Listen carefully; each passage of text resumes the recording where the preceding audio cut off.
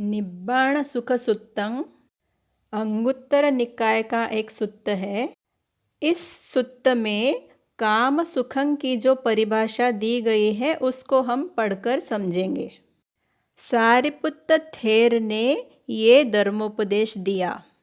कुछ ऐसे भी सुत्त हैं जिनकी शुरुआत एवं में सुतंग से नहीं होता है। ये सुत्त उनमें से एक है। पाठ शुरू करते हैं। एकं समयं आयस्मा सारिपुत्तो राजगहे विहरति। एक समय आयुष्मान सारिपुत्र राजगिरी में विहार कर रहे थे। वेणुवने, वेणु या वेणु माने बांस, कलंदक निवापे, कलंदक माने गिलहरी, निवाप उनका आहार है। कलंदक निवाप में गिलहरियों को खाना मिलता था। राजगहे, वेणुवने, कलंदक निवापे सारे ही सप्तमी विभक्ति है, माने अधिकरण कारक, जिसका चिन्ह है में, पर। तो वेणुवन शब्द में ए प्रत्यय जोड़ने से वेणुवने हो गया, जिसका अर्थ है वेणुवन में। तत्र खो आयस्मा सारिपुत्तो भिक्खु आमंतेसी। वहाँ आयुष्मान सारिपुत्र ने भिक्षुओं को आमंत्रित किया और कहा, सुखमिदम आउसो निब्बाणं, सुखमिदम आउसो निब्बाणन्ति। पर्दे पर आखिरी पंक्ति देखें, शब्दों का क्रम बदल दिया है। आउसो इदं निब्बाणं सुखं माने मित्रों यह निर्वाण सुख है। एवं वुत्ते आयस्मा उदाई आयस्मन्तं सारिपुत्तं एतदवोच। ऐसा कहे जाने पर आयुष्मान उदाई ने आयुष्मान सारिपुत्त को ये कहा, किं पनेत्थ आउसो सारिपुत्त सुखं यदेत्थ नत्थि वेदयितन्ति। इस वाक्य को थोड़ा सा बदल कर लिख दिया। आउसो सारिपुत्त किं पनेत्थ सुखं। पन एत्थ में दो शब्द जुड़े, पन और एत्थ। यहाँ पन का अर्थ है लेकिन, एत्थ माने यहाँ। तो पन एत्थ किम सुखं का अर्थ हुआ लेकिन यहाँ क्या सुख है। यदेत्थ नत्थि वेदयितन्ति। वेदयित का अर्थ है अनुभव। वेदना के स्तर पर जो महसूस होता है, अनुभव होता है, उसको वेदयित कहा। यदेत्थ में दो शब्द जुड़े, यंग और एत्थ माने जो यहाँ। पर्दे पर आखिरी पंक्ति देखें, आउसो सारिपुत्त किं पनेत्थ सुखं, लेकिन यहाँ क्या सुख है। यदेत्थ नत्थि वेदयितं, जो कि यहाँ वेदयित नहीं है। आयुष्मान उदाई पूछते हैं कि निर्वाणिक अवस्था में वेदना ही नहीं है तो कैसा सुख है। प्रश्न का उत्तर देते हुए सारिपुत्र बोले, एतदेव ख्वेत्त आउसो सुखं यदेत्थ नत्थि वेदयितं। एतदेव ख्वेत्त सुखं, यही वास्तव में यहाँ सुख कहलाया। यदेत्थ नत्थि वेदयितं, जो कि यहाँ वेदयित नहीं है, माने वेदना के स्तर पर कोई अनुभूति नहीं है। आगे देखते हैं कि अट्टकथा में क्या बताया। इमस्मिन् सुत्ते अवेदयित सुखं नाम कथितं, माने इस सुत्त में अवेदयित सुख के बारे में बताया गया है। माने यहाँ निर्वाणिक सुख की चर्चा की गई। जब पटिच्च समुप्पाद पर चर्चा करेंगे तो बात और स्पष्ट समझ में आएगी कि निर्वाणिक अवस्था में वेदना का निरोध होता है। वो अवस्था वेदनाओं के परे की अवस्था है। उस अवस्था में दुख का नामो निशान नहीं, इस अर्थ में सुख है। पाली में ऐसी अवस्था के लिए निदुःख भावं शब्द का प्रयोग किया गया। निदुःख भावं का मतलब है दुख का अभाव।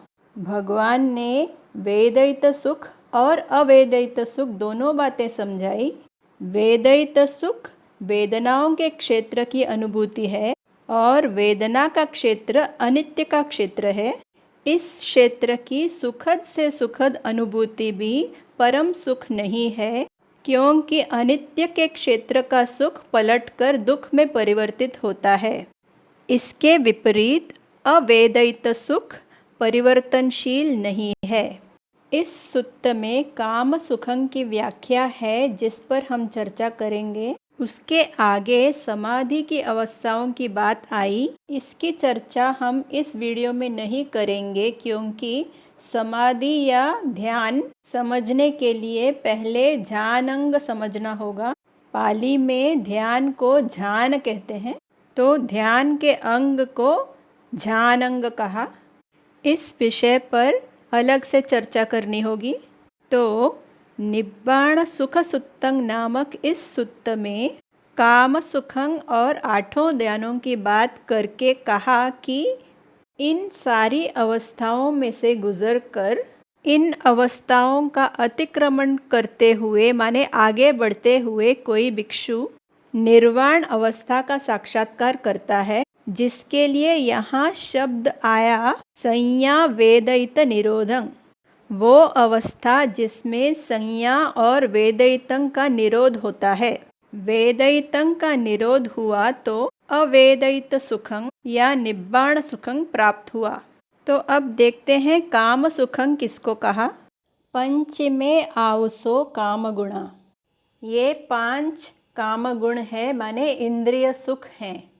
कतमे पंच, कौन से 5? तो पहले बात को समझेंगे। 5 इंद्रिय हैं और उनके अपने अपने विषय। तो जैसे चक्षु इंद्रिय का विषय रूप है, यहाँ रूप का अर्थ है रूप, रंग, आकृति इत्यादि जो कुछ भी चक्षु द्वारा या आँखों द्वारा जाना जाता है। तो पाली में कहा चक्षु विज्ञेया रूपा, चक्षु द्वारा जानने योग्य रूप। उसी तरह सोत विज्ञेया सद्धा, श्रोत या कानों द्वारा जानने योग्य आवाज। घ्राण विज्ञेया गंधा, नाक के इंद्रिय से जानने योग्य गंध। जिह्वा विज्ञेया रसा, जिह्वा माने जीभ, रस माने स्वाद। काय विज्ञेया फोट्टब्बा, काया से जानने योग्य स्पर्शव्य। ये 5 जोड़े पाली में बार बार देखने को मिलेंगे। अब पाली में पढ़ते हैं। चक्षु विज्ञेया रूपा, चक्षु द्वारा जानने योग्य रूप। इट्ठा कंता मनापा, इष्ट अच्छा लगने वाला, मनोनुकूल। प्रिय रूपा, प्रिय लगने वाला। कामुप संहिता, काम संबंधी। रजनीया, आकर्षक, राग जगाने वाला। उसी तरह सोत विज्ञेया सद्दा, पे माने पेयाल। जब वाक्य का कोई अंश बार बार दोहराया जाता है तो पेयाल इस बात का संकेत देता है कि यहाँ वाक्य अधूरा छोड़ा गया है। वाक्य का जो हिस्सा बार बार आता है उसको यहाँ छोड़ दिया गया है।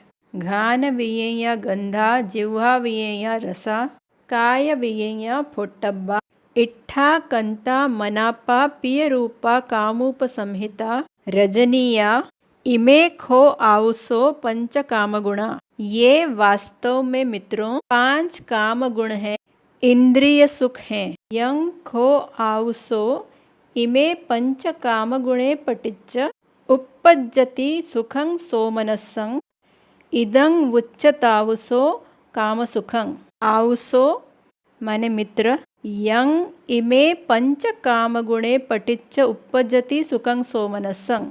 जो इन 5 काम गुणों के प्रत्यय से, कारण से माने आश्रय से सुख उत्पन्न होता है, प्रसन्नता उत्पन्न होता है।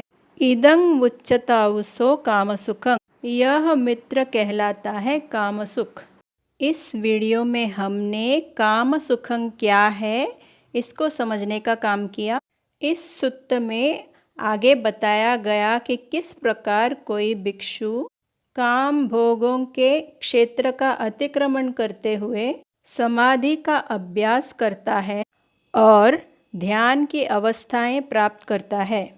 प्रज्ञापूर्वक काम करते हुए 31 लोकों के परे की अवस्था, जिसको लोकोत्तर अवस्था कहते हैं, उस निर्वाणिक अवस्था को प्राप्त करता है। इन लोकों में प्राणियों की उत्पत्ति के कारण को समझेंगे। आखिरी पंक्ति से शुरू करते हैं। यहाँ लिखा है चार अपाय लोक माने अधोगति। पाप कर्मों के फलस्वरूप अधोगति में जन्म होता है, जहाँ जीवन दुखमय है। दान देना, शील का पालन करना इत्यादि पुण्य कर्मों के फलस्वरूप मनुष्य लोक में या देवलोकों में उत्पत्ति होती है। काम भोगों से दूर रहकर समाधि की अवस्थाएं प्राप्त करता है तो ऐसा प्राणी ब्रह्मलोकों से जुड़ने लगता है। प्रथम ध्यान से लेकर चतुर्थ ध्यान तक की अवस्थाओं का संबंध रूप ब्रह्मलोकों से है। 5वें से 8वें ध्यान का संबंध अरूप ब्रह्मलोकों से है।